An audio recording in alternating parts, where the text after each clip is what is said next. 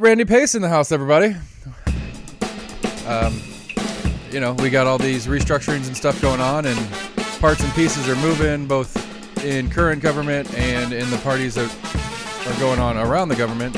And so we're kind of keeping track on that and do some updates with things that are going on. So it's the end of January 2021 here. We survived another month of this crazy world we're living in, and we're going to keep working on moving forward. So that's all I got. We got more stuff coming up. I got Terry Hill on Monday, among other scheduled interviews coming up. So we're going to keep going, and that'll be that. So here we go. Hey, Randy, what's up, buddy? Woo. Short intro. How you doing, Seth? Doing good. Sam's coming in on the phone line here too. Sam, welcome, buddy. We are recorded. We get started. Randy, I'm great. It's great. It's great to hear from you. I was talking to Matt Shears last night, just catching up with him, and it dawned on me that it was a whole 3 weeks ago that we had our party chair battle number 2 or 3 or whatever it was. And yeah. Since then, we've had a new president. We've had an insurrection. The vaccines have started rolling out. An insurrection. Wow. That's the word that's the common nomenclature, for lack of a better word. I mean, if we want to start there, we can. It seems that the Senate is not going to indict on said impeachment, which I don't think they should. I don't think that anything that Trump has done follows the full line of incitement of violence, in my opinion, legally speaking. I don't think he made it. I think he maybe set the table, but he didn't serve the meal in this enough in this to me to be criminally liable for his incitement of a situation. I don't buy it personally. If that's where we're starting, but I don't know. That's my take. Sam, you got a word on that one? No, nothing I hadn't already said. Okay, Randy, what are your thoughts on it? Gee, I guess I really hadn't thought about it that much, because generally speaking, if something is just nonsense, I try and stay away from it. And quite frankly, the whole, idea that the president had done something that required impeachment is kind of like the last one they did. It was nonsense. I don't have any opinion about, nonsense. Right. I call it what it is. It's nonsense. Move on. I got better and more important things to do, and little that comes out of the cesspool we know as Washington is anything other than nonsense. So once in a while they get it right. Once in a while they do something that makes me go, wow, something. I'm glad that we have the constitutional republic that we have. But that's rare. So in the more important things, all I got. In the more important things line of conversation, I was hoping I was going to be able to break this story, but apparently it's already out there that you have decided not to seek to continue to hold the chair of the Knox County GOP. What brought you to said decision? All right, yeah. So before you take a back seat, you are the first. What I guess I would refer to as public medium, that is driven by people rather than technology to break the story.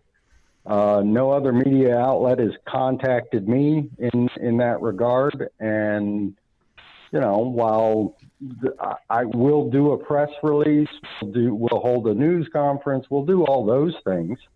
But you truly are the only individual outside of my immediate family and close personal friends that I have spoken with regarding this issue. So only because of timing, we did, as a party, put some information on social media, that platform everybody loves to hate. Right, because at this point it's I mean, I know there's a couple of people that have already kind of made mention of it, of seeking to replace you in the chair, but to start kind of Yeah. to churn the waters a little bit to see who's out there that's interested, other than the couple of known parties. You got to give it a little time. You can't just go 2 weeks out and be like, oh yeah, by the way. And the last time you and I, had this conversation, in all honesty, you had the information. You could have violated the agreement, the gentleman's agreement you and I had, and just let the cat out of the bag earlier, but you agreed not to, and I appreciate that. You're a man of your word. It wasn't a closely guarded secret that the idea of me no longer serving as chair was, a real possibility. My wife and I have been discussing it for some time. I've been talking to the executive committee for the Knox County Republican Party, for a number of months about this, and it applied to some of the other leadership on the Republican Party that are no longer going to be seeking to be reelected. So, and again, these things happen. It's a volunteer position. It's not like we're making tons of money, and the people that come after us are, going to inherit some wealthy, established organization that they can make money off of. It doesn't work that way. That's people serving in public office in government, not the political parties. And I think the public generally doesn't. Anyway, moving on. Well, that's what I was going to ask. I appreciate you holding that confidence, and I will tell you that I'm happy to answer any questions about how this process works, and or why I made the decision I made, et cetera, et cetera. Okay, I will follow that trail. But first I want to go into some history, I guess, is that, again, one of my kind of complaints is and I don't know if this is something that should require any media attention, but historically, unless there's some like specific person who's controversial, is there ever any real like public conversation media wise about what's going on inside the party in transitions like this? Like when you took the chair, was it was it a news story? Well, it wasn't. So you know me. I'm going to take every opportunity I am to tell people in the inside scoop or the truth. I'm not a media darling. The media calls me and I talk to them like I talk to you, ad nauseum. I'll give them all the information they want. What the media is looking for is a train wreck or a way to, further their narrative rather than report the news. I was not the fair-haired, chosen, established guy for what's referred to as the silk stocking crowd. They wanted somebody that was a yes man, that they can control. I believe that government is of, for, and by the people, not of, for, and by a few people with special interests. If you want to run for public office under the Republican Party banner, it is a brand owned by the Republican Party. The Republican Party is made up of people who are elected to their position. They're not appointed. They're not just, whoever's the deepest pocketed or smartest guy in the room. They're elected, just like public officials. Once they're elected, they guide the direction of the party, kind of like government's supposed to work. Unfortunately, what all too often happens on both sides of the aisle, people get appointed or selected to serve in those roles, and then they serve at the behest of special interests and deep pockets rather than serving the people. So at the outset, the press wouldn't even use my name. Some members of the press. There's a local gossip columnist that writes for the News Sentinel. He couldn't even print my name. Same thing for another organization, and then hold on, time out. out. So he couldn't print your name, as in it wasn't that he was unaware of what your name is. It was that he was instructed to not use your actual name, just to refer to you as party chair, or something like that. Well, no, even before I got elected party chair, Okay. he couldn't use my name publicly.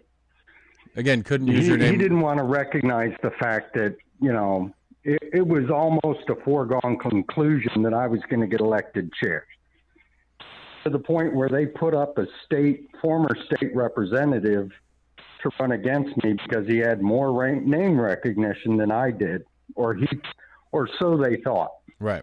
In Republican circles, I was what people wanted. It wasn't what the silk stocking crowd wanted.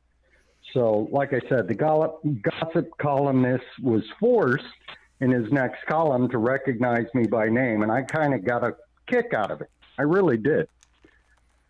So, anyway, like I said, generally speaking, if it's on the right, it doesn't fit the left's narratives. We made a lot of progress in getting people to understand and recognize the role and the function of the party. And we drew in a lot of new and fresher faces, much to the chagrin of some. Now, we're getting ready to do another convention, and we're probably going to have more people turn out for this convention than we have in decades. And it's not going to be the good old boy network. It's not going to be the same old crowd. It's going to be a bunch of new, fresh, actual conservatives, people that actually get the work done, that are going to be making the decision about who is going to navigate the Republican Party for Knox County going forward. So I'm real happy with the progress we made and the way things have worked out. I really am. Well, good. I mean, if you're pleased with it, I don't know. See, again, because for me, this is a fully outside in all aspects of the word, looking in, trying to understand what's happening. And I mean, I get it. I could see it as a storyline that, the status quo is not happy with somebody who rocks the boat, for lack of a better word.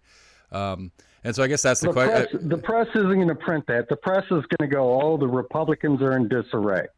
The press is going to find some negative way to spin this, if they report it at all. Right. Which I don't know that I don't know that I recall many times where they report anything about inside party business outside of the Oster Manus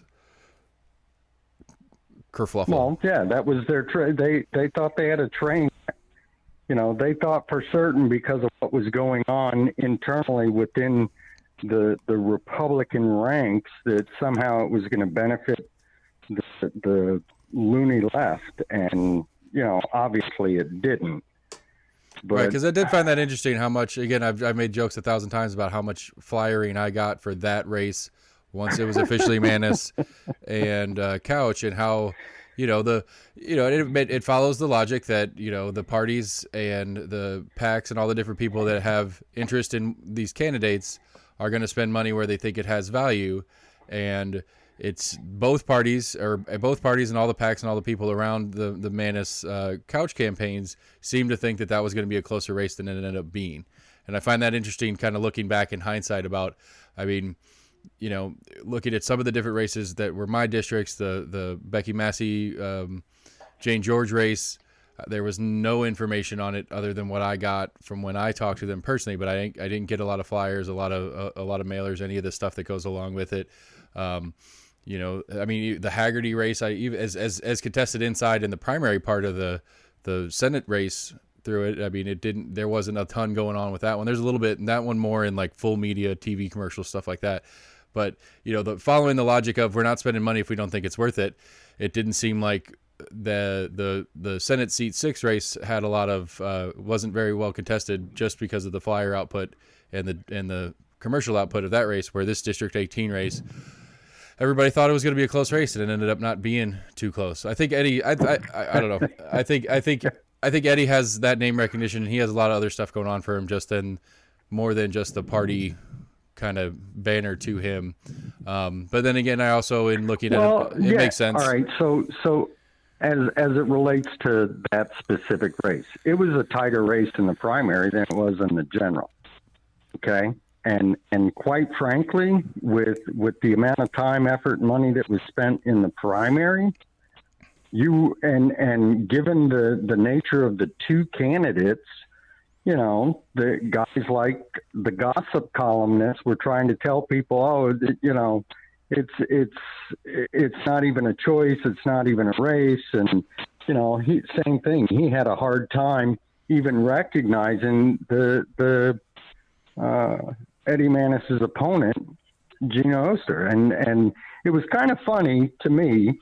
Here you just as politics goes, when it comes to name recognition, there was a virtual unknown to some, not all, but there was a virtual unknown who came very close to unseating what has become a popularity contest rather than let's actually elect the best and brightest Republicans to public office, which is the goal of the Republican Party. That's our number one goal. That's our number one reason for existing. Right, but I think you brought it up. Sometimes I think we get away from it. But I think you kind of brought that up earlier in the silk stocking group or whatever you called it. Is that the principles aren't as clear as they used to be.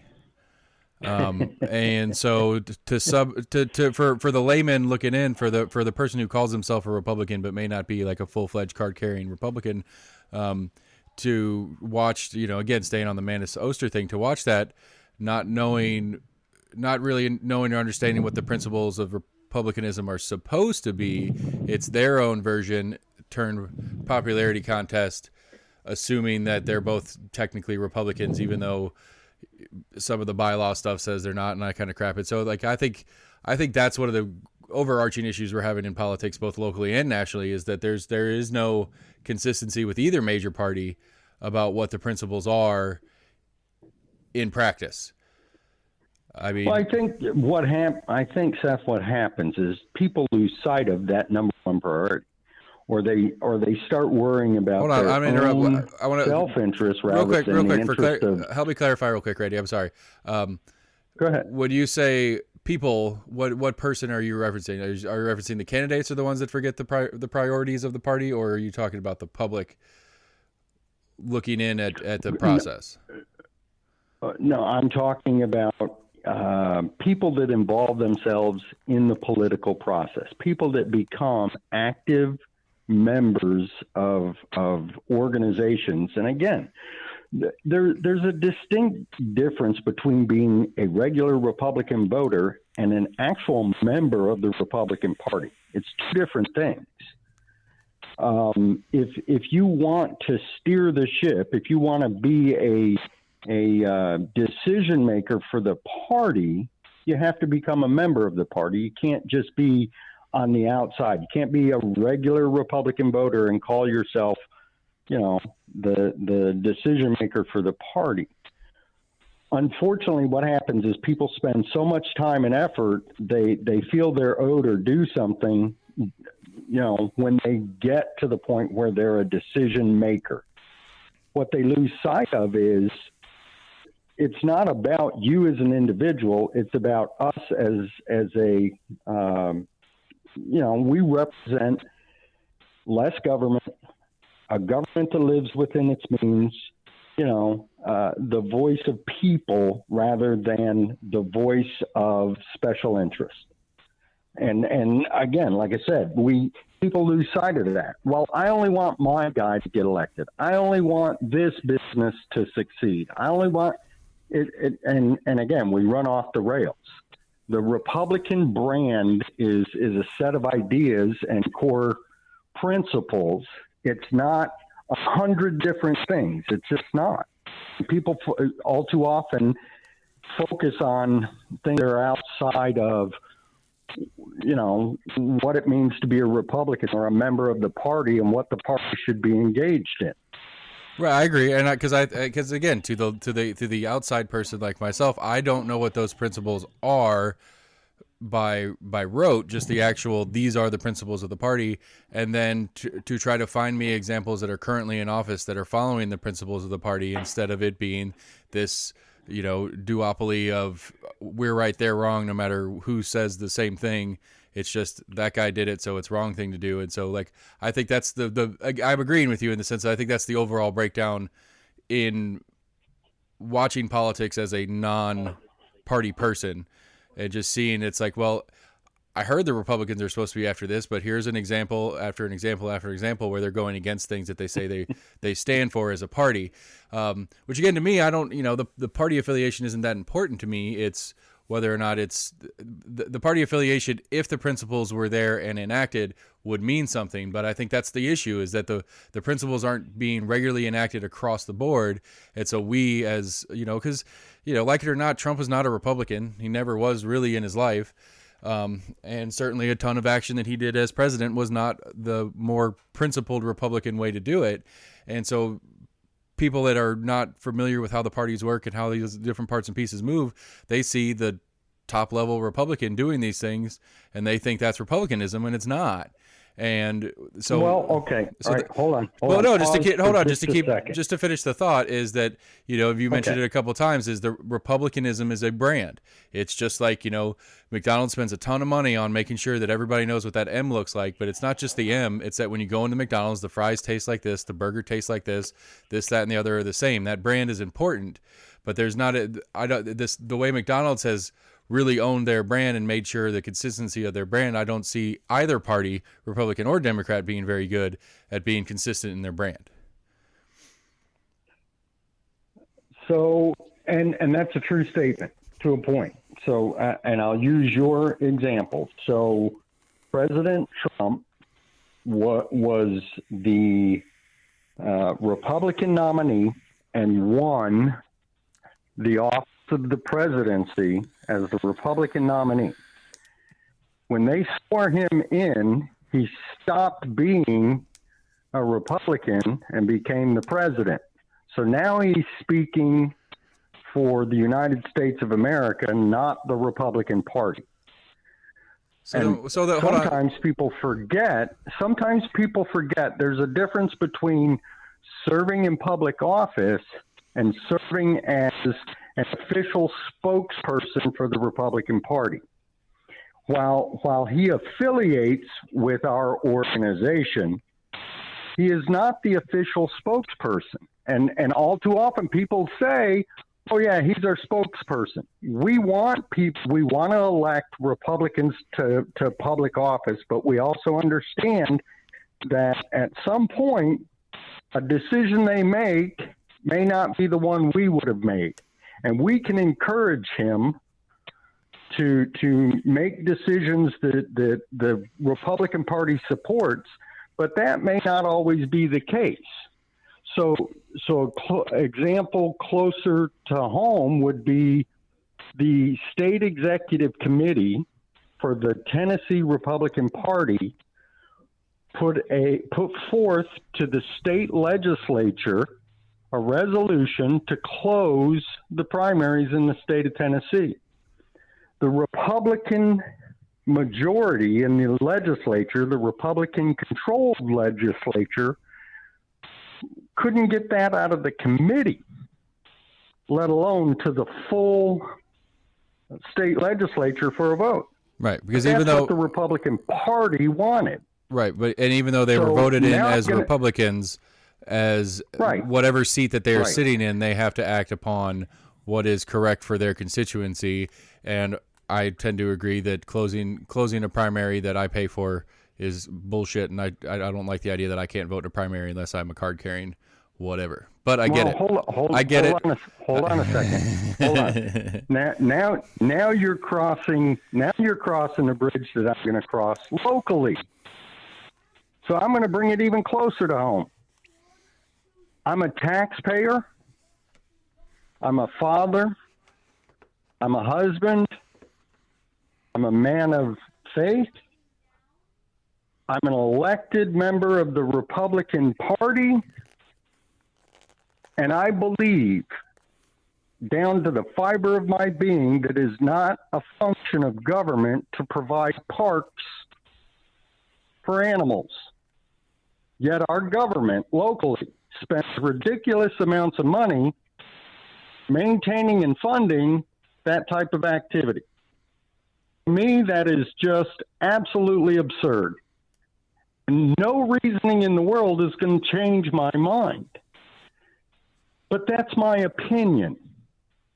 And that opinion may not necessarily be the opinion of the 400,000 other people that live in Knox County.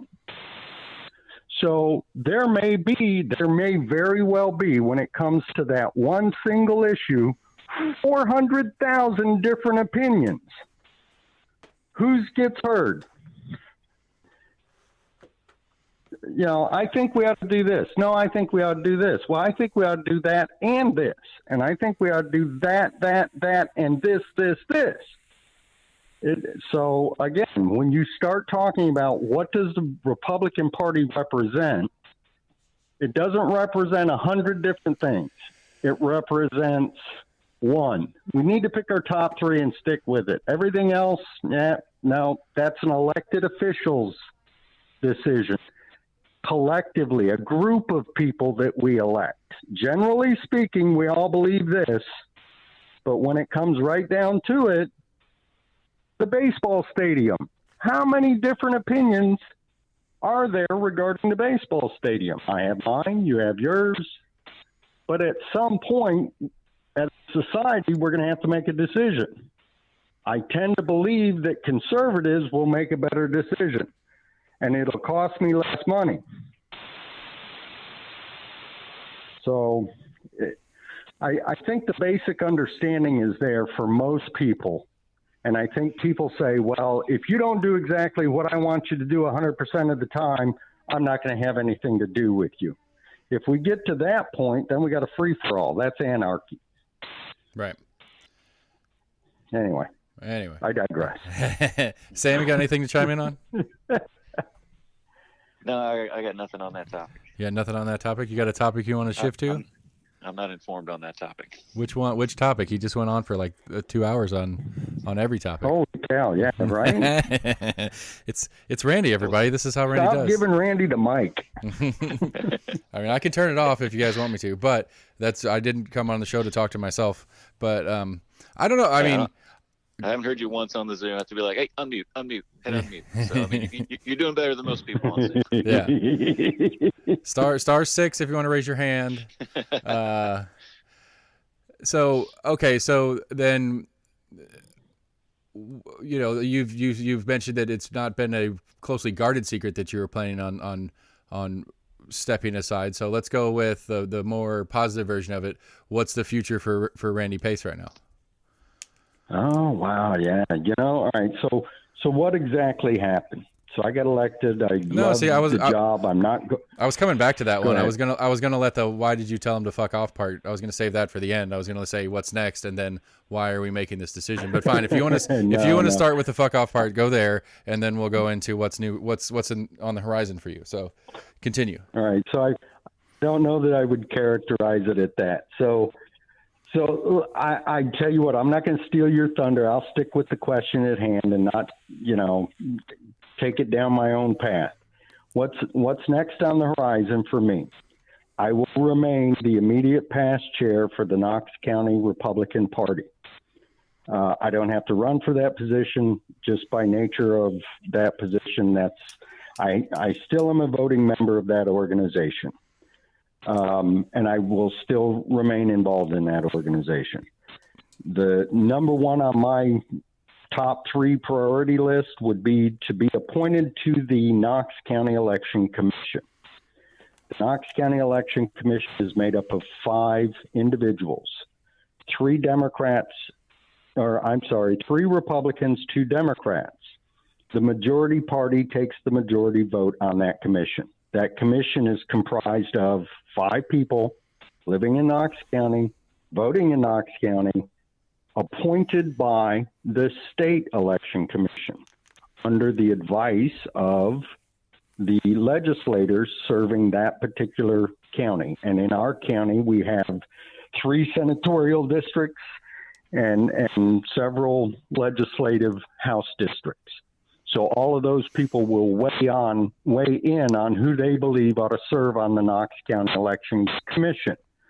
The Knox County Election Commission is responsible for running county elections in Knox County. Okay, They hire an administrator. The administrator hires a staff. We have elections. So I will support you in this decision if any ballot items like the law director one that comes up has a layman's terms version added to it on the ballot. That fucking language, the way that they put that on the ballot, was ridiculous and needs not to be that way again. Right. So this doesn't go on a ballot. Okay. This is an appointed position. No, I get that. I'm just saying. I don't have to run for it. I get it. I mean, I will write you a beautiful letter of recommendation with all the weight that I swing around in local and state level government, saying put Randy on here because Randy's going to make it so that we don't have this ridiculous legal verbiage that we have to get a lawyer to come suss out what we're actually voting for on certain items. Well, all right. So here's what I'll say to you.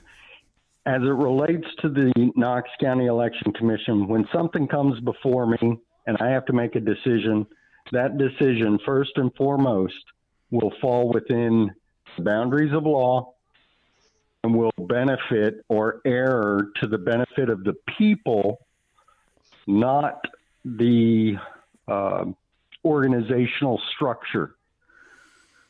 If it makes sense for we the people, then I'm in favor. If it doesn't make sense for the we the people or harms we the people generally, I'm a no. More often than not, I'm a no. Okay. Well, no, that's not true. Always, I'm a no. Anyway, so second, number 2, State Executive Committee. There are 6 State Executive Committee members in Knox County. And when I say State Executive Committee, I'm talking about for the Republican Party. Those 6 members are a man and a woman from each of the 3 Senate districts that cross-sect Knox County. Senator Briggs, Senator McNally, and Senator Massey. Okay? So the 5th, 6th, and 7th Senate district. Right. 2 members, or 6 members total in Knox County, are seated on the Republican Party State Executive Committee, just like the County Executive Committee, but at the state level. Right. Those offices are actually on the public ballot every 4 years. So in 2022, during the gubernatorial election cycle, all of those people have to run for office. So there are 2 vacancies in Knox County right now that have been created as a result of the last election cycle. Michelle Carringer got elected to the legislature. She was the female serving in District 6. She's rolling off because you can't be on in the legislature and on the executive committee. And that change occurred in 2014 in the state party bylaws. And then Matt Coleman, her male counterpart in District 6, has moved out of the district.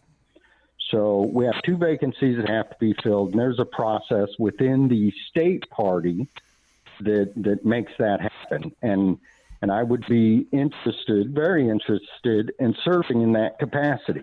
The success I had at the county level, I want to take to the state level.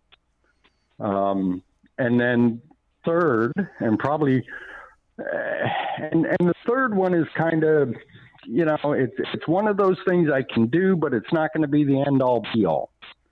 I have an interest in it. I think it would be a lot of fun, and I think the people of Knox County would enjoy it. That's a conservative talk radio, or let me back up and say a talk radio, morning drive time talk radio. And it doesn't even have to be conservative as much as it has to be informative and entertaining. I think if we could clean up your language, you'd probably be an ideal co-host on that program. Go watch the Massey. Listen to the Massey episode. She asked me politely to check my language, and I did. I did that whole Massey interview with my Sunday best, at least language wise. Seth, I keep coming on your show, and you know why I keep coming on your show? Because I find it informative, entertaining, and I find you to be a genuine person. and I think the public would enjoy it. Now, some of the public might enjoy the salty language, but the FCC kind of frowns on that sort of thing. So we wouldn't want our boss to lose his license. I would be curious to do it as long as I have autonomy to continue doing other items such as the podcast. Oh yeah. And that would be well. And see, go ahead. I mean, it's just again like if the core principle as I've gotten into this to me is to shine a light on things that are generally overlooked, and to try to find a way to get to people that are habitually ignoring, either intentionally or accidentally, the mountain of stuff that's going on immediately around them that has of utmost importance to their day-to-day life that they just don't bother paying attention to. And if they don't bother paying attention to it, it's because it's boring and the salty language gets them over that edge because it's funny, and then I'm going to do it in that format because I think the number one thing to me is I don't see it anywhere else, anybody trying to cover the bases that I'm trying to cover. And it wasn't ever intentional when I started doing this to do it that way. But like I had Beeler on last week, on Monday morning before the last commission meeting, and I had the agenda out, and we're going down through this agenda, and there's 50 something items on the agenda. And I was watching local news that morning. I didn't check the paper that day, but as far as I could tell, with anything else that I've seen going on, only thing on that agenda that anybody was talking about was Board of Health. And there's other stuff on that agenda that are worth talking about that people need to be aware of. Much more important. I won't say much more important, but of at least similar importance. Specifically on this agenda, the Knox County Sheriff Office is buying a drone because that's something that our sheriff feels like he needs for $17,000, which apparently that's undervalued. So that's why the commission had to agree to take it on. But I don't know. It's just that's what bothers me about it. Is I think there's a significant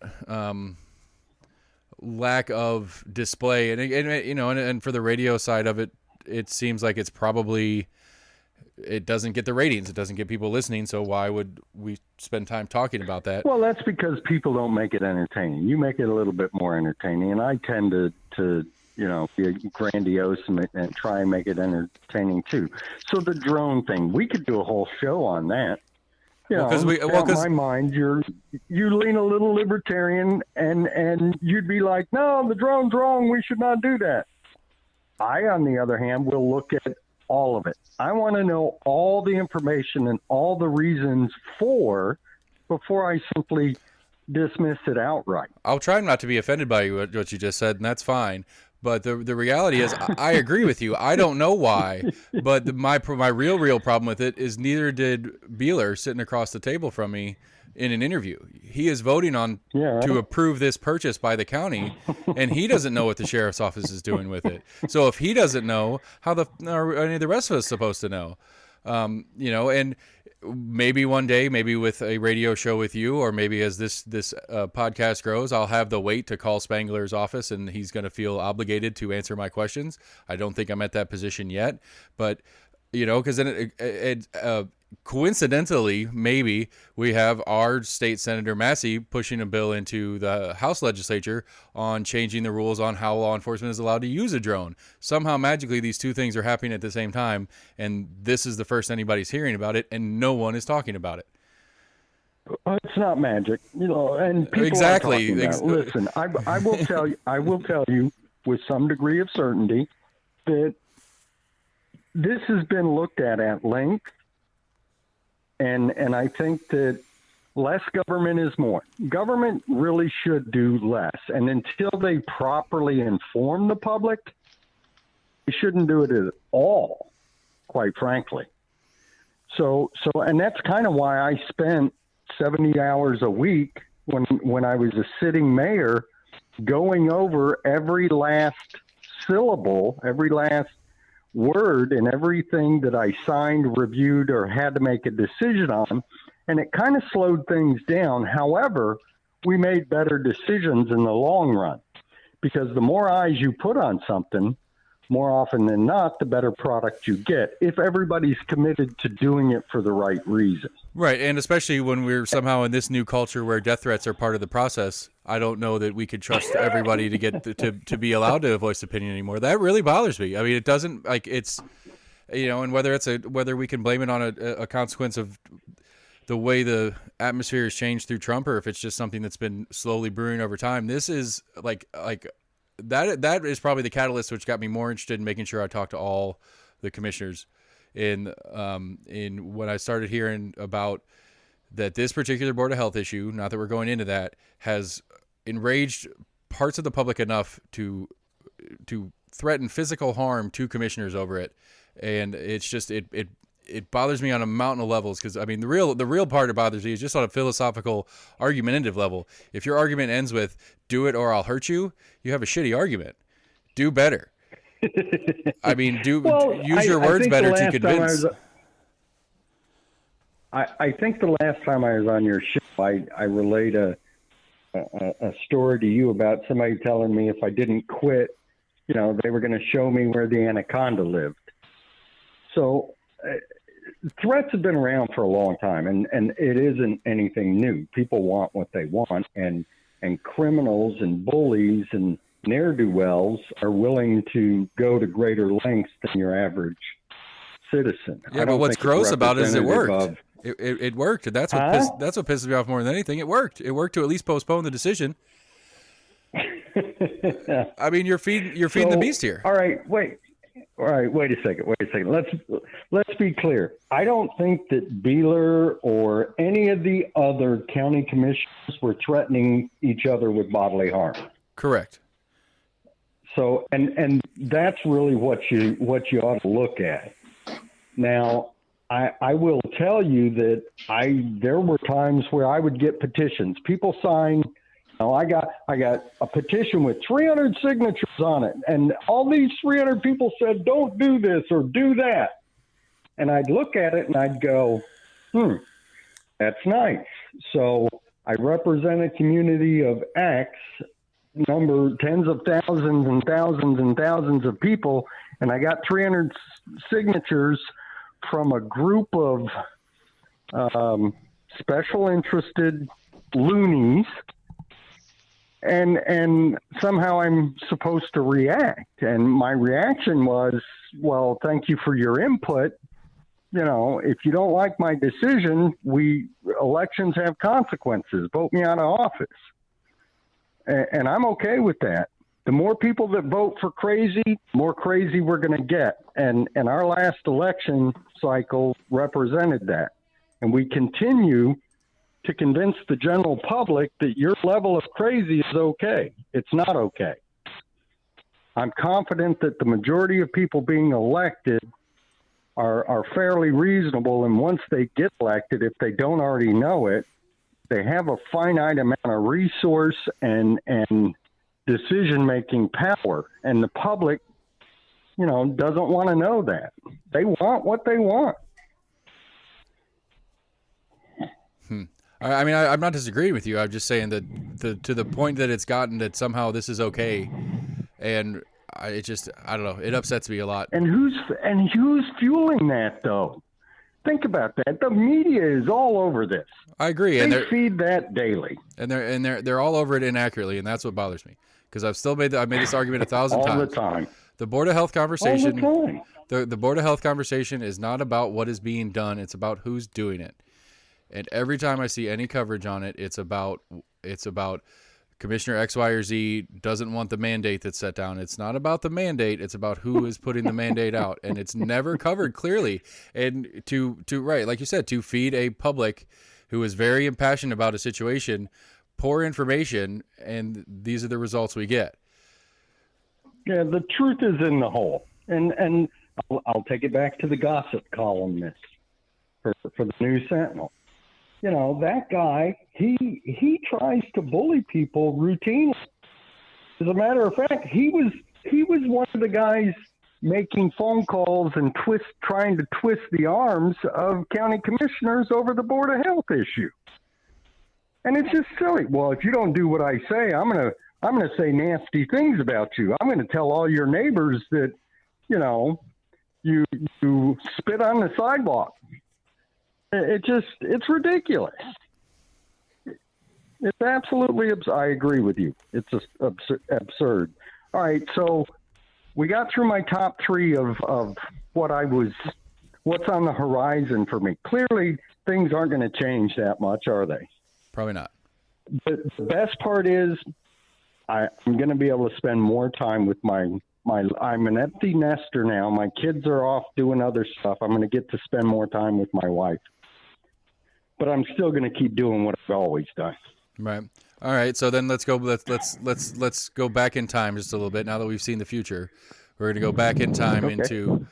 into why you decided that continuing as Knox County Republican Party chair isn't going to be part of your future. Why is the decision to step away now?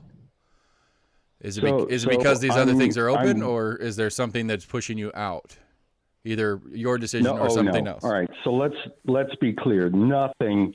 I have no reason to walk away, and I'm not going to walk away. My commitment to the Knox County Republican Party is as strong as it has ever been, if not stronger. Nobody's going to tell me you can't be chairman. Nobody's going to tell me you can't not be chairman. So my decision is my own. Now, I've been encouraged by many people to not step away, but honestly, I don't feel like I'm stepping away. I'm reaching. I'm going to be 60 in the blink of an eye, and I think that one of the things we have to look at as a nation is there are smart, younger, fresher minds out there that we're not tapping into. The more people we give more opportunities to, the better off we're all going to be. I have a finite skill set, and one of them is not being tech savvy. My biggest shortfall in this role is I'm not tech savvy, and as much as I want to and talked about bringing us in, new century, I've only been able to move it so far. We need to continue that process. We need to get younger people involved in the political process, teach them what we know, and allow them, the ability to help us move it forward. And I don't know that Knox County Republican Party can move forward if I've taken it as far as I can. Now I need help taking it further. And I think I'm going to get that help with drawing in new people. That's what's going to happen. We're going to have a new chairman. We're going to have a new vice chair. We're going to have a new treasurer. We might have a new secretary. There's going to be a bunch of new leadership eyes in the Knox County Republican Party.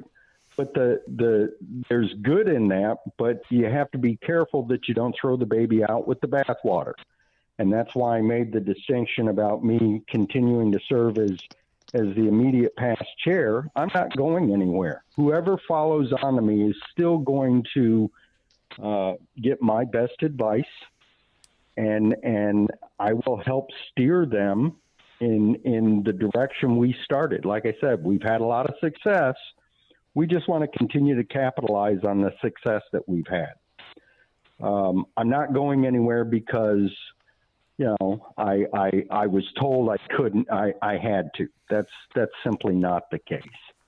Quite frankly, it was the opposite. There are a lot of people in Knox County that still don't know, and when they find out, my phone has already started ringing. People are like, "Oh no, don't go nowhere. It's going to be Armageddon if you leave." Well, I'm not leaving. First of all, second of all, even if I did, it wouldn't be Armageddon. Okay, well, I mean that's reassuring, I suppose, that it's not a sick of the shit and I want out of here kind of stance. It's a I'll never get sick of this stuff, man. I love it. Can't you tell? Yeah, you get. I'm with you though. I think we need to teach more people. That's one of the reasons I want to get on the election commission, because one of their jobs is to better inform the public about the electoral process. Right. The more people know about their government and how stuff works, the better off we're all going to be.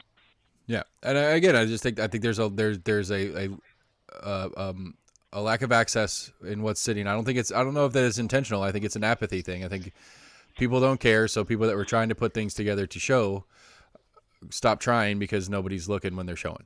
At least that's on some level, especially with the younger generation of it. I mean, I think it's easier for the younger generation of it to not see, to fall into the kind of trap of this is how it is. I mean, I had Matt on last night. I was talking to him, and it's like, the Knox County has a committee on committees, and multiple different commissioners I was talking to. It's like, how many committees do we have? How many boards do we have that are appointed and put into place through Knox County government? And who are they? What do they do? What is their function and stuff like that? Nobody knows the answer to it. And it's like, okay, they might have a purpose. I'm not saying they don't have a purpose, but the fact that we have all this machine moving and nobody really knows what it's doing, it's just doing. Who's minding the store? Right. And it's like, the commission, I understand the commission's a part-time job with full-time, I can't remember what the phrase is, but commission's a part-time hours or full-time or part-time pay with full-time hours or something like that's the joke that everybody says. But it's like, I don't expect a Kyle Ward or a Lundy to know everything about every little thing that's going on, but at least to know what options are there and what we are doing as a county on the government level, to at least have an access point to when a particular topic comes up, that there is a board or a commission that takes some interest in that we know where to turn and look at and talk to.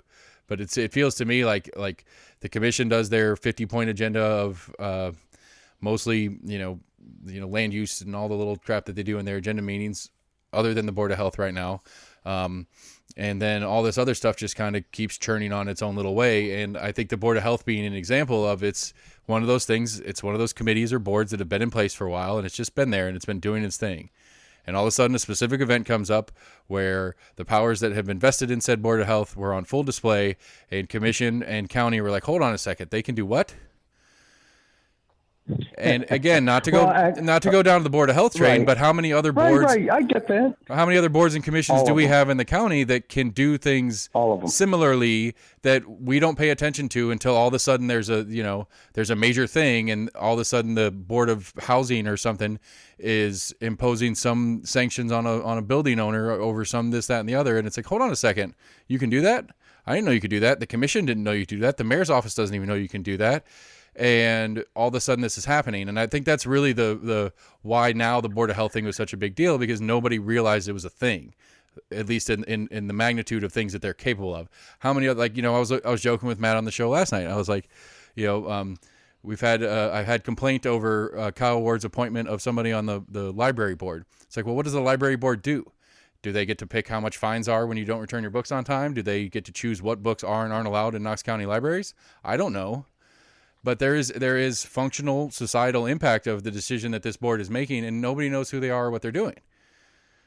And we just continue rolling on, and maybe one day some book will come out that's a big deal, but the library board decides that it's not appropriate for library audiences, and then there's a big stink about it, and then we have a whole argument on whether or not this board should be allowed to exist and do what they're doing. And it's like, well, I'm not saying they should or shouldn't exist, but we should at least have an idea, like, what is the mission statement of said board? What are they supposed to be doing?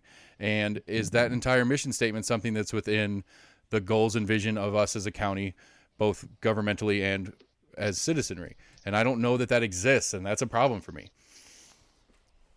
Okay, so and I don't disagree with you, and I think more often than not, it's a matter of getting that information, being aware of it, being familiar with it, and then based on your understanding of it, where are you going to put all your time and effort? Because it would be a full-time job to monitor it. Now, I will tell you, as a Knox County commissioner, they're responsible for every decision they make. They're responsible to the community for every decision they make. Before they give an up or down vote on anything, they should have confidence or be comfortable to the point where they can speak to the who, what, when, where, and why, because they're provided more detailed information than the general public in their what they refer to as their package. They get an agenda and the underlying information for each agenda item. Now, if they have specific questions, and they should ask questions routinely, and they do before the meeting. Before the meeting even occurs, they have gone to, county staff members and professionals and asked questions. So a lot of times things happen that people aren't aware of. Now, that having been said, I can tell you with some degree of certainty that, and I'll use this as an example, grant funding. When the Knox County Commissions accepts grant funding, I'm not certain that every single commissioner reads the full grant and all the strings attached to that grant. And I think they should. I think they should understand what they're committing the county and the taxpayers to before they make that decision. And the best example I can give you is, I'll go back to dog parks. Oh, this guy's going to give us dog parks. He's going to pay to build this place. Oh, how wonderful. And isn't that a great thing? Well, in the fine print or in the unprinted portion, what you find is somebody paid to build it. But from now on, from this point forward, the county and the taxpayers have to maintain it in perpetuity. You have to have, we gave you money to build it, so you have to maintain it forever. Well, there's legacy costs associated with doing that sort of thing. And quite frankly, I'm not in favor of it. Right. And one of the most popular things, government officials tell you, well, if we don't go after that grant money, somebody else will. Okay, so what you're telling me is, if I don't kill that other individual because I don't like them, nobody else will, or somebody else will. I won't get the chance. Two wrongs don't make a right. Grant funding is not money that is always free. It comes with strings attached. What's even worse is sometimes that grant money, when it comes from another government entity, it comes out of money that isn't there yet, that has not been collected yet. It's a promise to pay if and when we ever get the money, and until we do, you have to pay for it. Right. Yeah, anyway, I digress. So I agree with you. The boards and commissions that operate in Knox County, most of them have viable and reasonable functions, but it still requires oversight from our commissioners, from our elected officials, from staff and department heads within county government. Right, and again, it's like by and large it works well. It's so big. All too often things go under the radar. People that have been doing it for a long time know how to, work the system. Right. They know how to borrow golf carts. That's not a good thing. They know how to borrow golf carts under the radar for a little while. And, okay. I have no idea that's a great example. And it's kind of funny to me, who in their right mind thought that was a good idea? I mean, that was just silly. Right. And for me, and you probably agree with this too, is how many golf carts does Knox County need to own? Why do we own any golf carts? What is that? What positive function does a golf cart have for us, if not to be a personal use tool for an official? What other purpose do we need a golf cart for? That's where I'm stuck in it. You forget that I lived this. I lived this. Every piece of paper I would turn over. Why are we doing this? Really? We have 7 brand new plow heads. We only have 3 trucks, and we only have 2 drivers. So why do we need 7 brand new plow heads? It was a good deal. That's my wife's play on that. Like, it was a good deal, so I bought 6 of them instead of just... No. Three of the plow heads are missing. That's why we needed 7. Gotcha. Paid for 7, got 4. Again, why? Just because you can doesn't mean it makes sense. Right, I agree. We have a SWAT team. Why? Because we can. Do we need one? No. Then why are we adding millions of dollars to our budget if we don't need it? Right. And again, I mean, it goes back to the It's your drone. most significant. Right. It goes back to the drone Go ahead. thing in the Knox County Sheriff's Office. Like, why do we need a drone? I'm okay with it. Theoretically, I'm probably not okay with it, but I'd at least like to have an explanation for why the Sheriff's Office feels like they need it, and at least have the commission hear that explanation, if not me as a member of the citizenry, but at least have the commission hear about it. So when I ask the commission, why are we saying okay to this drone purchase? Well, the sheriff's office asked for it because X, Y, and Z. And then I can argue whether X, Y, and Z is worth it to me, but at least there's a purpose behind it. But that's where that's the kind of stuff that I struggle with. It's like, well, it was a good deal. It was less than what it should cost because it's an old one that they used to fly over Afghanistan and don't need anymore. Oh, okay, cool. So it's got some sand in it, so it's on a discount, so we need it. No, we don't need it. Or we might need it. It might be a good deal. It might be something that's useful that has a positive impact for law enforcement in the county. I generally don't know the way that would make sense to me, but I'll at least for the sake of conversation say, okay, it is possible that this is a good positive use thing that we can have for the Knox County Sheriff's Office, but tell me why. And then let's vote on why we need, then we can vote on whether or not we're going to accept it. Because again, that's one of those grant things in this sense, because whatever the whole mess about, we cannot receive anything as a county of a certain amount of value without the commission voting on it. And since this drone should be $30,000 and we're only paying $17,000 for it, it's counted as a gift or something like that from the Department of Defense, even though we're still paying for it, just less than what it should cost. So again, I don't know. That's what's irksome to me as a citizen, that it's just like one. As far as I can tell, I'm the only person that's brought it up to any commissioner prior to the vote on it. And for the one commissioner I did get to talk to about it, there wasn't a lot of depth behind it. And maybe I caught the one that didn't know anything about it and the other ones did. I doubt it. But, I don't feel like there's any depth to a lot of the decision making.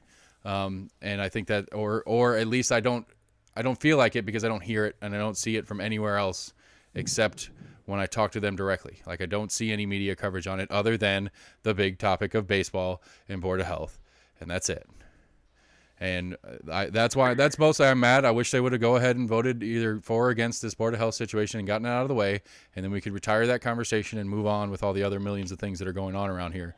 But we've got 3 more months of Board of Health talk, no matter what happens. And, so somebody's talking about it. I'm not. The Board of Health came up and they started doing something because they, quite frankly, didn't even remember being appointed because the actions that they're actually charged with taking don't occur that often. That whole issue, and again, this isn't about the Board of Health issue. That whole issue occurs routinely in government, and it occurs routinely simply because government's too big. We've gotten so big and we have so much. We write laws that we never have any intention of enforcing simply because some special interest group told us there ought to be a law. We're trying to appease somebody or get somebody paid, and there really is no basis or need for it, no legitimate governmental need. And it takes a great deal of intestinal fortitude to look at somebody and tell them no. right, and so it just does, particularly if they're the ones that elect you to public office. Right, and that's I think one of the game. That's part of the problem of the game right now is that to be in that seat, it's how do I word this? As a public elected office and all that kind of stuff, you want to show that response to kind of thing, and where if you're doing it on what you would consider right, sometimes it's saying no to things that should be said no to, but the politics turns it into I need to say yes to this because of whatever. And I think that's all based around the fact that they know, and those of us that are trying know that there's a lack of knowledge by the base who is going to vote for you the next time of what's actually happening. And I think that's what scares me about it is like what motivation does government as a whole have in trying to be more transparent and trying to make it a point to make it more engaging and interesting to the public, because then they have to work harder, they have to do more, they have to be more transparent and justify their decision making instead of just making the decision because they know nobody's paying attention. And I think that's one of the. You got to have skin in the game, right? That's what I'm saying. Like, how do we get people to realize they have skin in the game, especially if the bodies at play don't have a want for that, because it's not good for them. If I'm a commissioner or a mayor or something like that, the less you know as a Knox County resident about what I'm doing and what's going on, the less I have to answer for. So what's my motivation to put that out to you? I'm not saying that Mayor Jacobs does that. I'm just saying that, reasonably speaking, why would I try? Why would I try to educate the public if that more educated public is more likely to see where I'm making decisions that's not in their interest?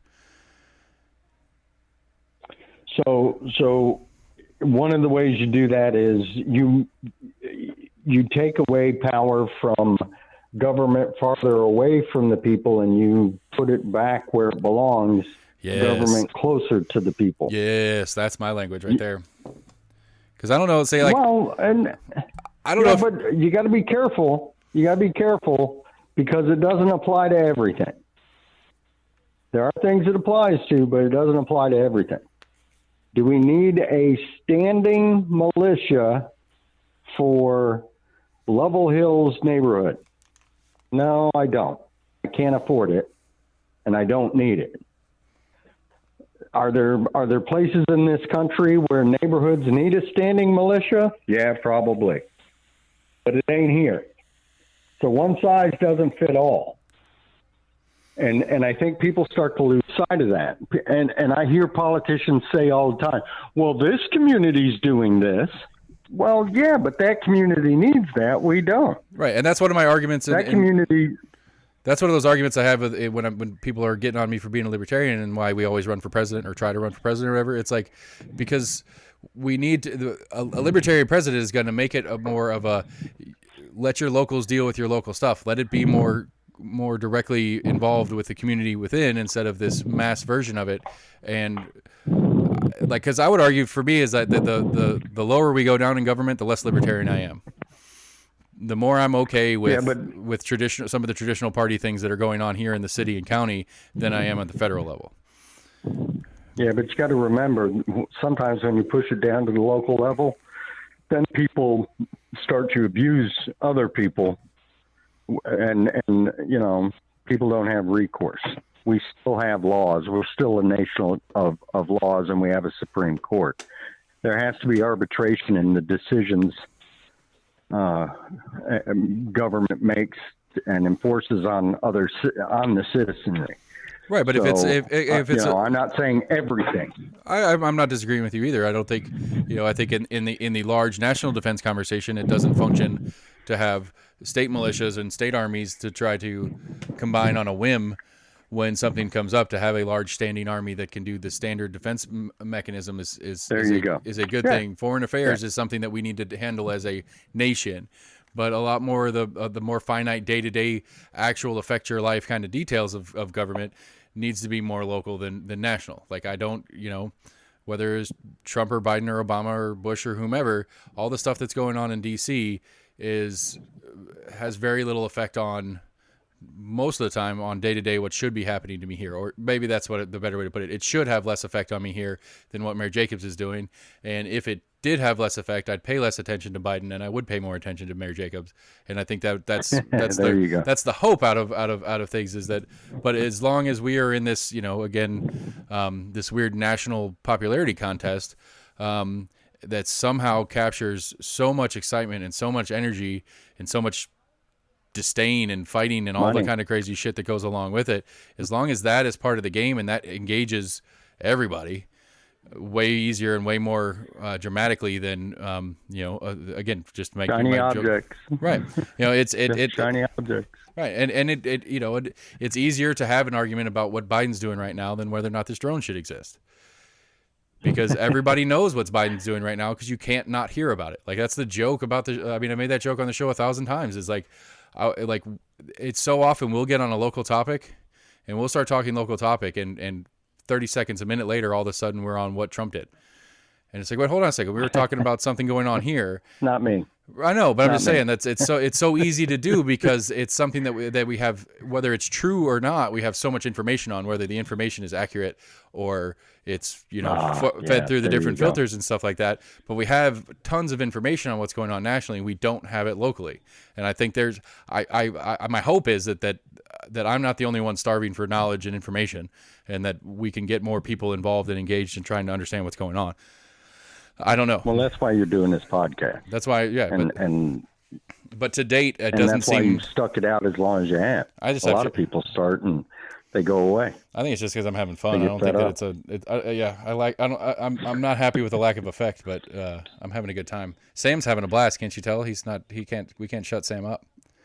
Yeah, no, I think Sam went to sleep. Sam, no, that's Max. Max Sam's enjoying himself just listening to you and I. But all right, I'm gonna let you and Sam fill it out. I got another event I got to go take care of. All right, Randy. Well, we wish. I personally, I won't speak for the show, but I wish you the best moving forward in whatever you do, and we'll touch base and keep the Randy mouth running as much as we can on this show. And I'm more than happy to entertain the idea of a radio show with you. It's a pretty specific set of circumstances that it'd have to be for me to make that leap. So yeah, I get that. We'll have that conversation down the road. Before I jump off, before I bail on you, did we cover everything you wanted to ask me specifically about transition, what's going to happen, et cetera? Because I didn't get to talk at all about the specifics of convention or anything like that. If you want me to come back, if you want to run a quick brief, it's on the Facebook post that you have on the date and time and the place. Yeah, and I can put in links to your guys' Facebook page and website for people who are interested in getting involved. I'd be happy to do that. If there's anything specific you want to throw out real quick before you go, that's fine with me. Go ahead. Well, I want to encourage everybody that wants government that lives within its means and electing the best and brightest conservatives to public office, come to the convention.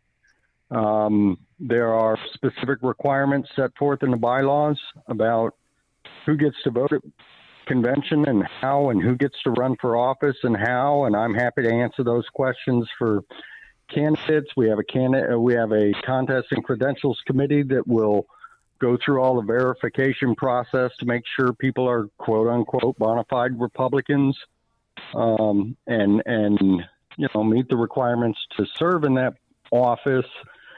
We have, like you said, it's on the Facebook page, Knox County GOP. It's on, if it's not on the website already, I haven't checked today. It will be knoxrepublicans.org.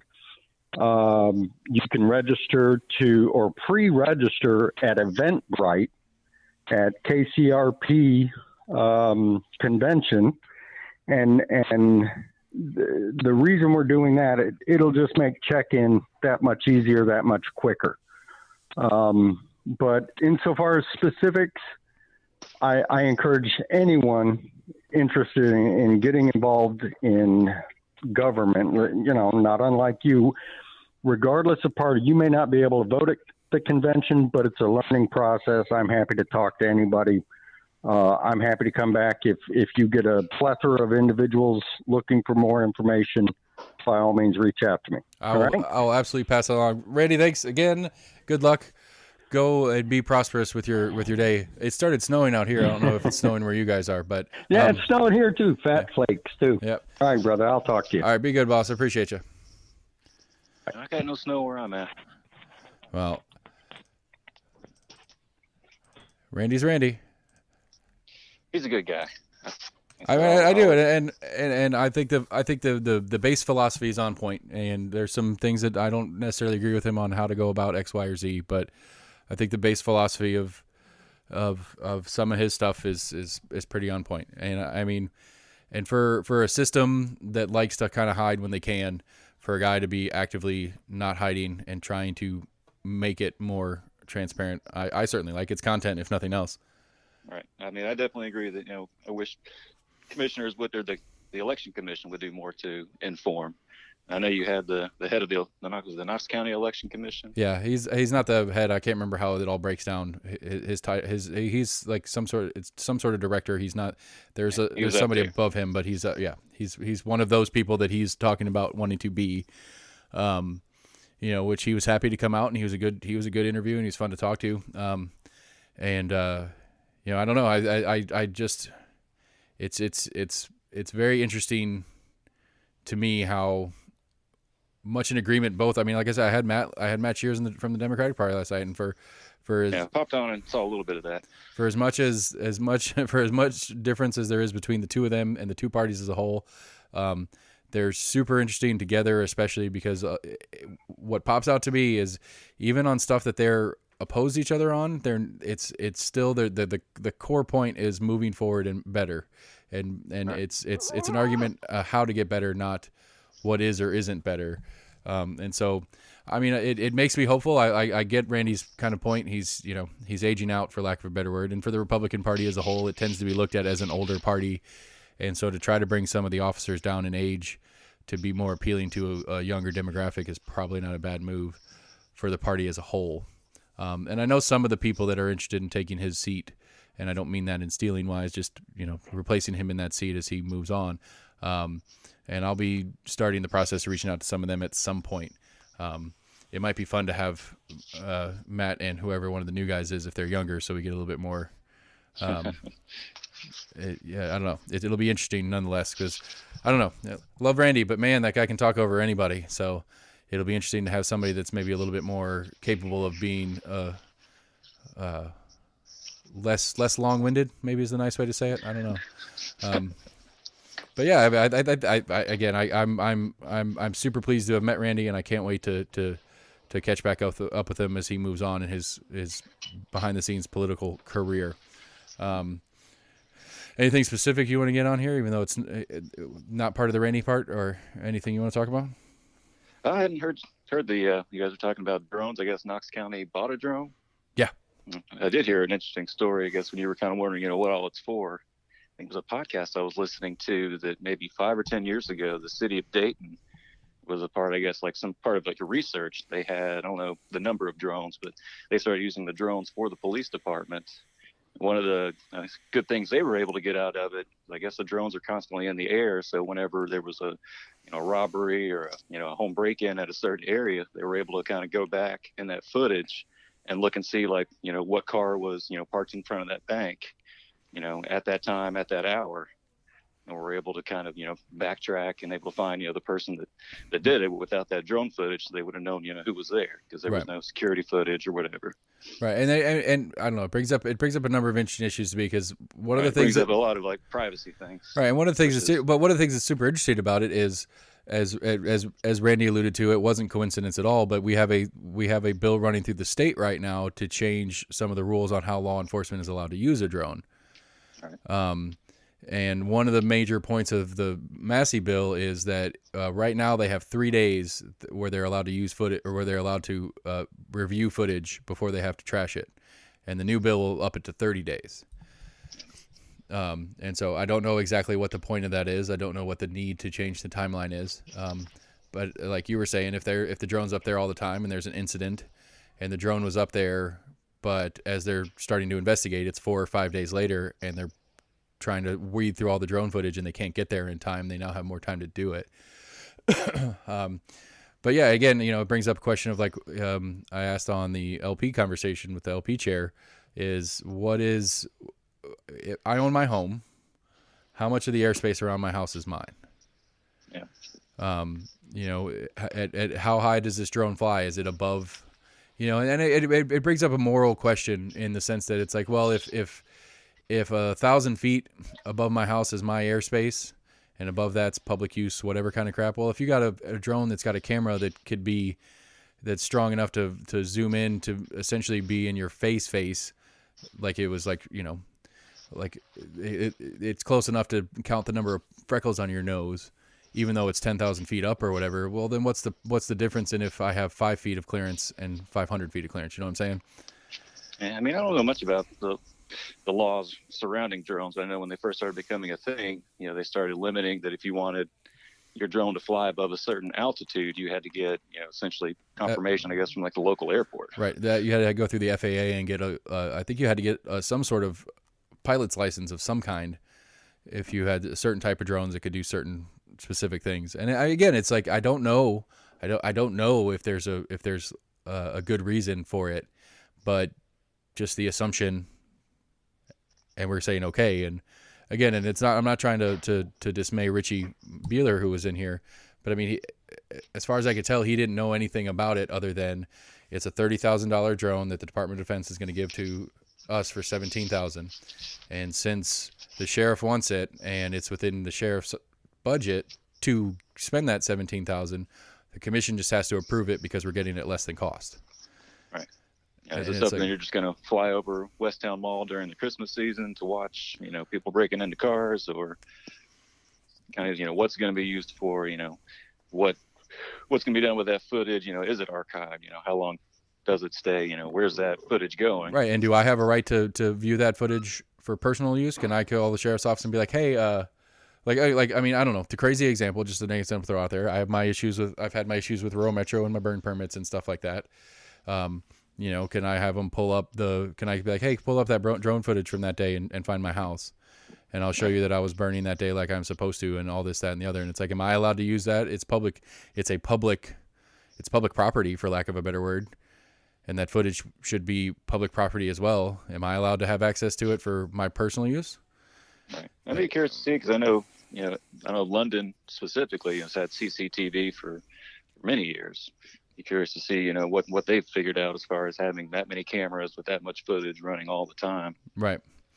It doesn't stop stabbings apparently, but I'd be curious. I mean, like I remember I saw a story. It might have been London. It might have been Paris, one of those cities where they had a lot of camera systems or whatever. And there was apparently they added something to it where there had to be signage that stated that this block or this section is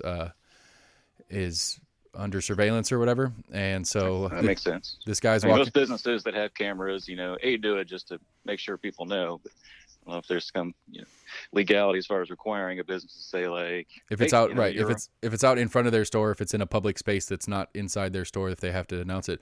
But so this guy goes, he's walking through town or whatever, and he gets to the sign where it says this area is under public surveillance, and he puts a mask on and immediately gets arrested. And it was basically, you're not allowed to wear a mask, which, this is pre-pandemic, obviously, but you're not allowed to cover your face and move through this part, that even though the cameras are here. And it's like, well, that's kind of fucked up.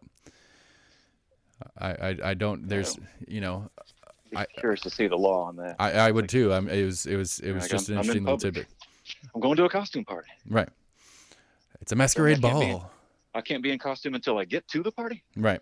So and I don't know what came of it or whatever, but it's one of those, a lot of people probably didn't know exactly what's what and where's where on it. And, if I didn't want to be seen in a part of town and I wanted to cover my face, and I cover my face, and then the cops come up to me, I don't know what the law specifically is.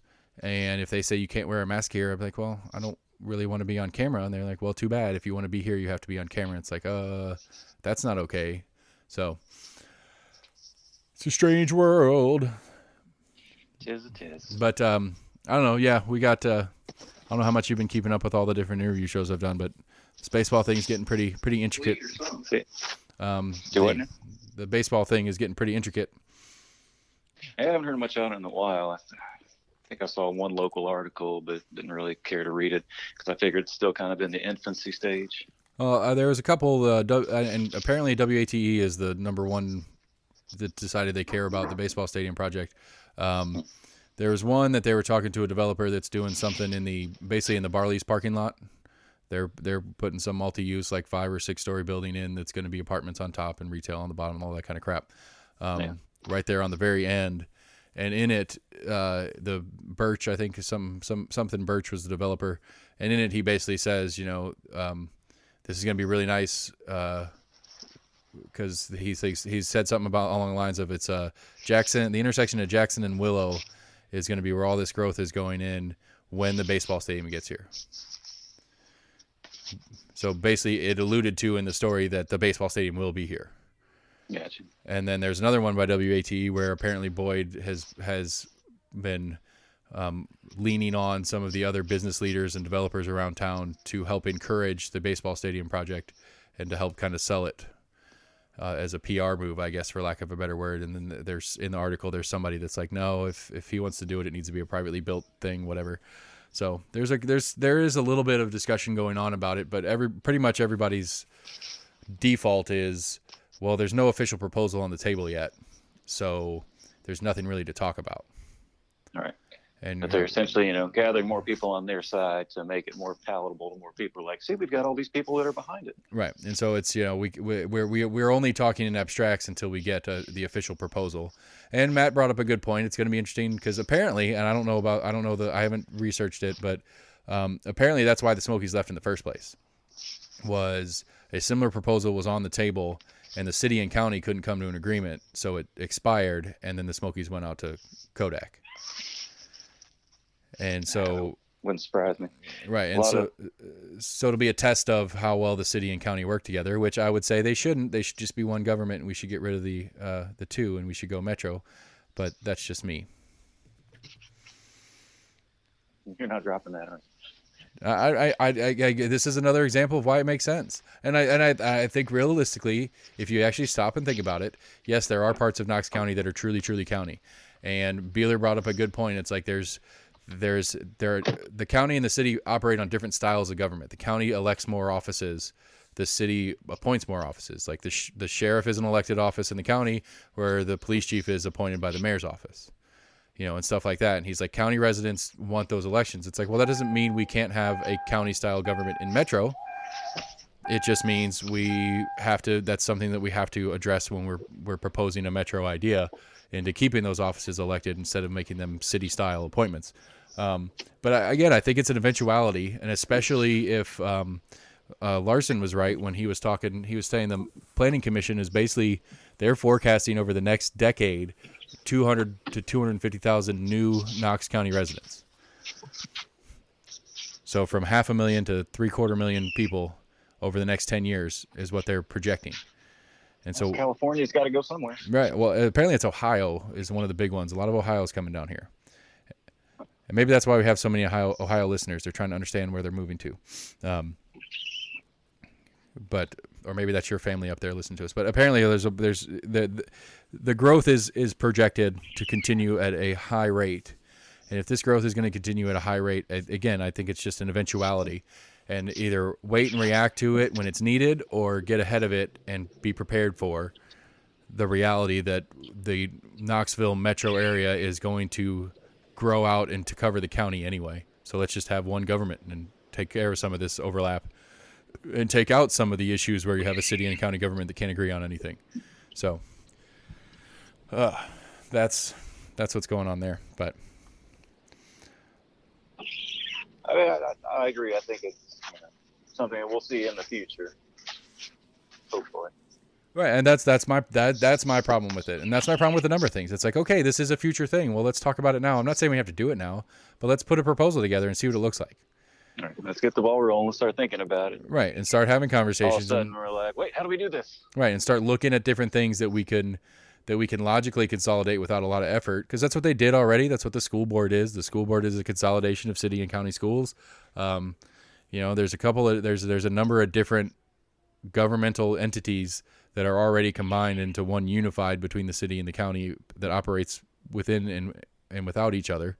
So, what else can we, like, if it's, to me, it's almost at the point where, like, other than the tax structure, the city taxes are different than the county taxes.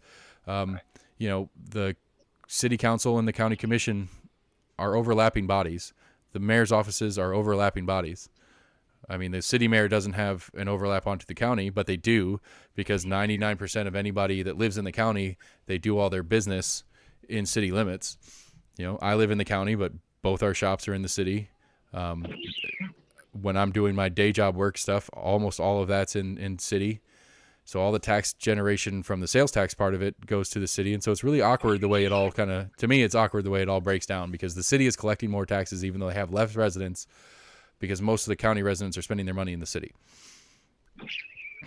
and then the city residents are paying more in property tax, but they get more services for it too. So I don't know. It's a weird balance, and I'm still trying to put together the whole picture of what the current is, which is part of the problem and maybe I should argue less hard for Metro, since I don't know exactly what currently is happening.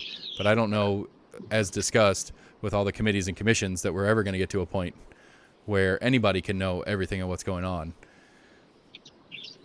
All right, like I said, it's a full-time job, so it's an odd thing to say that, hey, you should keep yourself informed, but we realize that you pretty much wouldn't be able to have a job and to be able to keep up with everything. Right.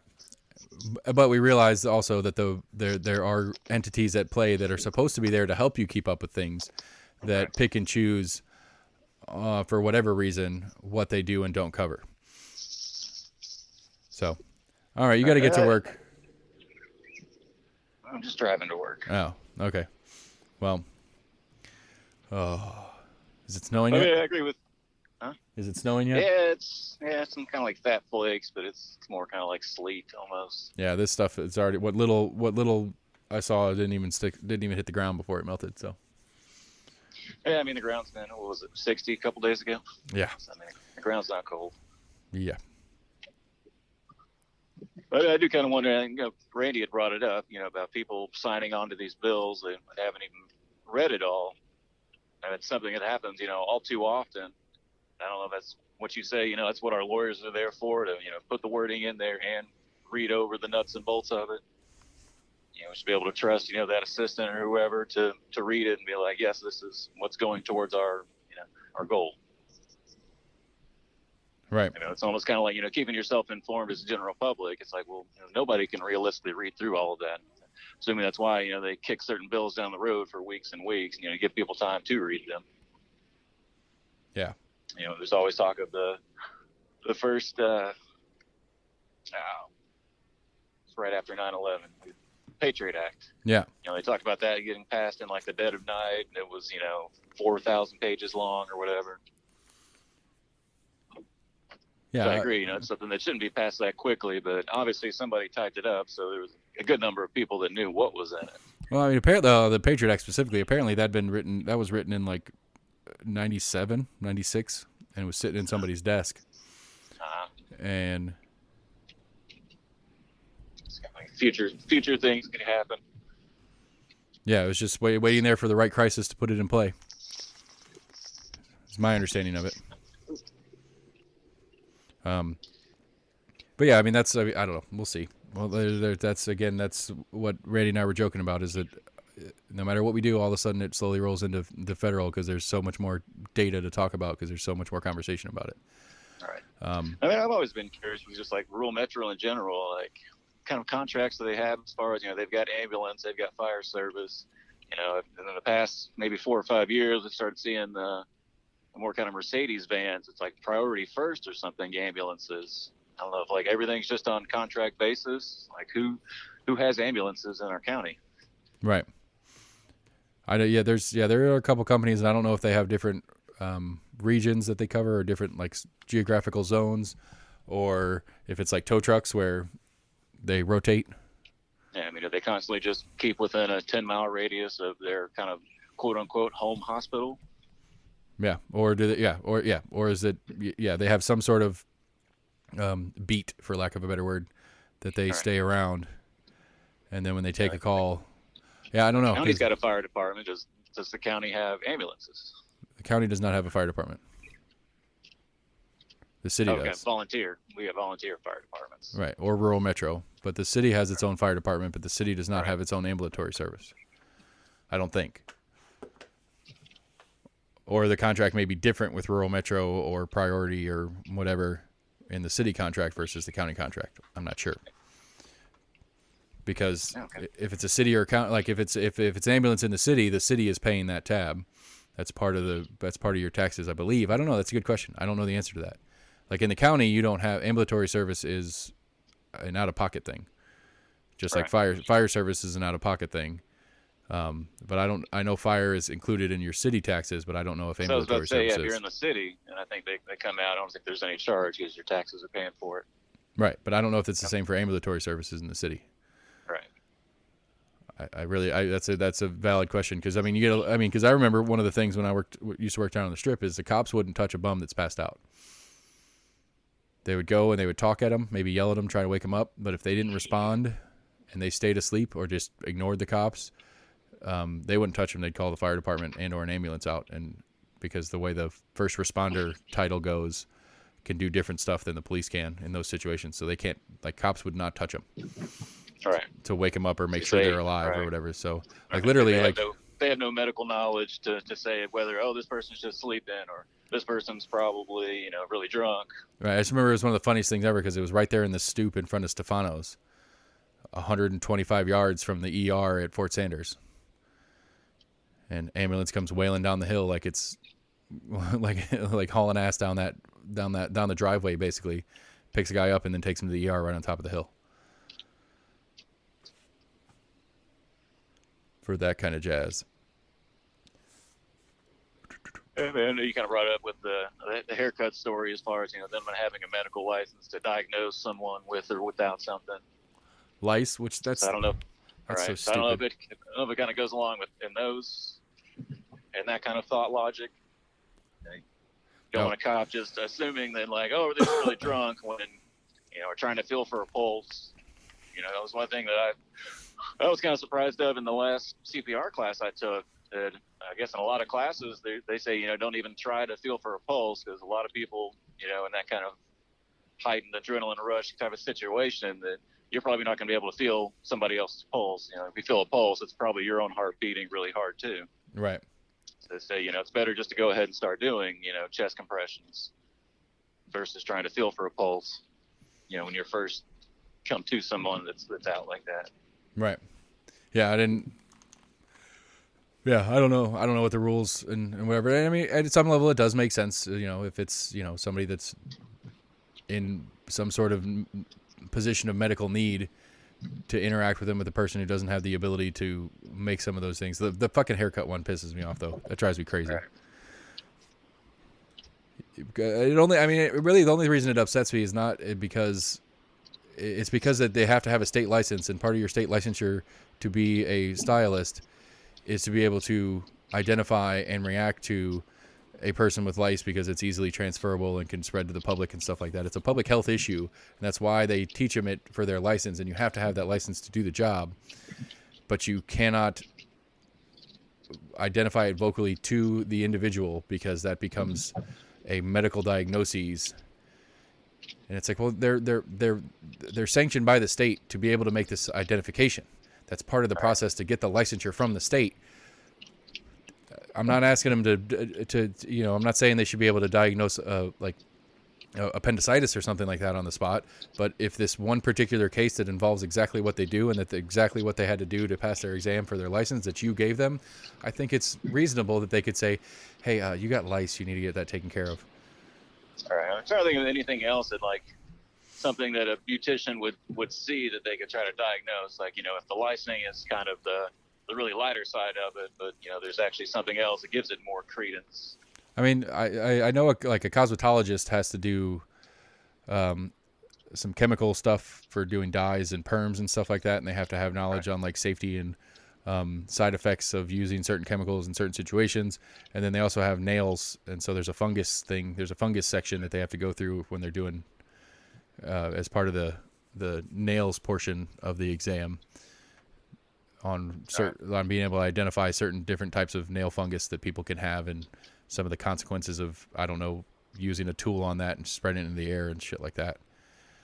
I mean, it could have, like, stemmed from someone having a tick bite, seeing, like, a redness swelling or a halo around it, and be like, oh, you got Lyme disease, you need to go to the doctor. But again, I mean, it's like the problem with it is that their diagnosis doesn't cause harm. Their diagnosis is going to say you need to do something. But I guess the only thing that would make sense is that it wasn't lice. It was something more significant that appeared to be lice, and the person goes and tries to do some lice treatment, and that causes further damage to whatever's going on, and where an actual doctor would have been able to identify the difference in what looked like lice and what's actually whatever. And maybe someone just getting like misdiagnosed. They're like, I went straight down to the emergency room, so I had to pay, $500 copay and blah, blah, blah, blah, blah. All because, this guy cutting my hair, didn't know what the hell they were talking about. I guess, but that doesn't. We're a very litigious society. I agree, but that doesn't track logically to me. That you can maybe freak somebody out enough they went to the emergency room. I suppose, but I mean that'd be like saying. But I mean that'd be like your neighbor saying something. Are you going to try to sue your neighbor because your neighbor said you had lice? Depends on if they were a good neighbor or not. You may try. I mean that's fair, but I'm just saying like. It's not I don't know. It's just not one of those things that I feel like has the weight of something emergent and freaking out about it. And I don't know if it has to do with, with it being kind of a business and money's exchange. You're paying somebody for a service, and in the course of that service, I don't know. Right. Well, that's what I told him. I told him at the salon, I was like, next time you have somebody with lice, call me, and I'll come down here and tell them they have lice for you. I'll be the bearer of bad news. And then you don't have to tell them, and you don't break whatever licensure stuff. I don't have a license that they can take away from me. I'll be like, hey, man, you got lice. Right. And then walk right back out the door. That's what they need. They just need a bystander. Or they just have their, just kind of like the person that's up at the counter. Just have them tell them. They don't have a license. It depends on the place, but yeah, that would work. Right. Most of them don't have somebody that's always up there. They always, at least, where I go, it's all the beauticians kind of taking their. Right. They take turns on whoever's up there. Yeah. Well, maybe this new sheriff's office drone can identify it from the sky, and maybe no, they probably don't have the proper licensure to tell somebody whether or not they have lice. That's true. That would have been a good use for it, though. You get a 10,000 feet up there, and you're just surveying the public's head to see how many people in Knox County have lice. Well, all right, man. You go to work. I might swing by there here in a little bit and say hey, but I got some other stuff to do around the house, and then we got round 2, I guess, later tonight with the other set. Thank you. Yeah, I'll tell them you think they suck, and apparently Austin's going to sit in, so we'll see how that goes. Said those words. Put those words in my mouth. It's on the record. I just heard you say it. It's on tape. Put words in my mouth. All right, man. Have a good night. Be careful. I'll holler at you later. Bye. Thanks for listening, everybody. No. All right, Randy Pace and his illustrious retirement ceremony that we just held for him, and we appreciate him coming on, telling us what's going on with him personally and him moving forward, and what roles he's going to continue in and what roles he's not, as well as kind of walking us through some of the process for those people that are interested in getting more active. I know that I am not eligible because one time I pulled a Democratic primary, so I cannot hold office in the state or county GOP. Not that I wanted to anyway, but it's within the bylaw rules. It's stuff like that. But either way, like you said, get involved and get interested. You can go there and you can talk. You might not be able to vote, but you can talk to people and get a better understanding and take a chance to get your point of view across, and maybe some of the voting members might agree with you. We're almost in agreement at gmail.com, Facebook, Twitter, YouTube. I'll put that in the show notes. I'll put some stuff for the GOP in the show notes. Like I said, we're going to keep rolling. I got Terry Hill coming up this week. Dasha Lundy's down the pipeline as well. I've got Becky Massey sometime in February. We haven't hammered that date down yet, but I'm going to keep going, and I got to start working on city people, and I got to find somebody who sits on the committee for committees. That's on my short-term to-do list. Thanks for listening, everybody. We'll talk to you soon.